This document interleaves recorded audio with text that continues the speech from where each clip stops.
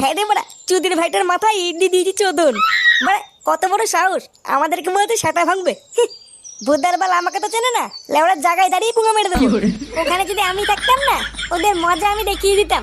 তবে হ্যাঁ, মালগুলো কিন্তু পাক্কা শেয়া না, এটা মনে রাখবি। হ্যাঁ, ল্যাংচা এটা ঠিকই বলেছে। ওরা কিন্তু চুপচাপ বসে থাকবে না, ওই ইটের জবাব কিন্তু ওরা পাটকেল দিয়ে দেবে। তাই ওদের উপরে আমাদের কয়দিন একটু নজর রাখতে হবে। ও বাড়া, তুই কোনো চাপ নিস না, ওই দিকটা আমি ঠিক দেখে নিচ্ছি। লেওড়া বেশি তেড়ি বেড়ি দেখলেই গাড়ি সাবল বলে দেবো।